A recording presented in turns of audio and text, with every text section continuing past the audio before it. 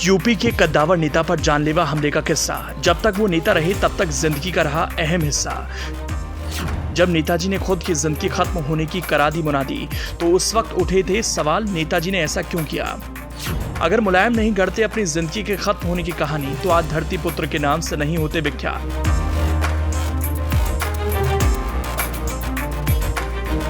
लोकसभा चुनाव का उत्सव चरम पर है। उत्साह और जोश हर किसी में दिख रहा है। ऐसी स्थिति में गाहे बगाहे ढेर सारे किस्से निकलते हैं। उन्हीं किस्सों में एक सपा संस्थापक मुलायम सिंह यादव का किस्सा है, जब उन्हें अपनी मौत की मुनादी करानी पड़ी। ये किस्सा 80 के दौर का है।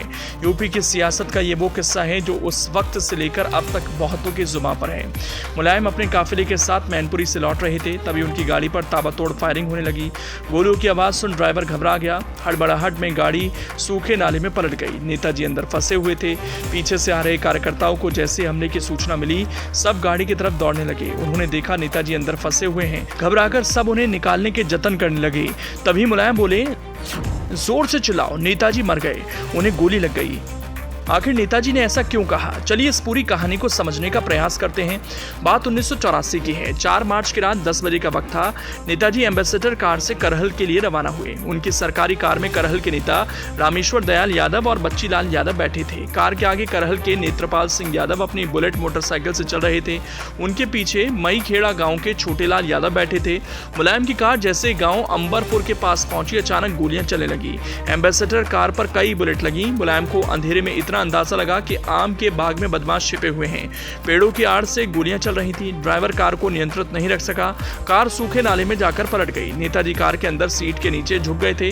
वो समझ गए थे कि उनकी हत्या की साजिश रची गई है। गोली चलने की आवाज सुनकर कार्यकर्ता गाड़ी तक दौड़कर पहुंचे। कार में नेताजी फंसे हुए दिखे। कार्यकर्ता उन्हें निकालने के जतन करने लगे। मुलायम ने कहा, तुम लोग चिल्लाओ, नेताजी को गोली लग गई और वो मर गए। इसके बाद सभी कार्यकर्ता चिल्लाने लगे। एम्बेसडर गाड़ी को हाथ से पीटते हुए एक्टिंग करने लगे जैसे शोक मना रहे हों। इस हमले में नेत्रपाल सिंह को गोलियां लगी। मोटरसाइकिल पर पीछे बैठे छोटे लाल को भी गोली लग गई। छोटे लाल की मौके पर ही मौत हो गई। नेताजी मुलायम सिंह यादव के मरने की आवाजें सुनकर बदमाश वहां से निकल गए। ये थी नेताजी पर हमले की कहानी, जिसमें छोटी सी सूझबूझ के बाद मुलायम बच गए। कार्यकर्ताओं के पहुंचने के बाद भी नेताजी कार के अंदर ही रहे। करीब 1 घंटे के बाद कुर्रा थाने की पुलिस मौके पर पहुंची। नेताजी को गाड़ी से बाहर निकाला गया। उन्हें रात में ही इटावा लाया गया।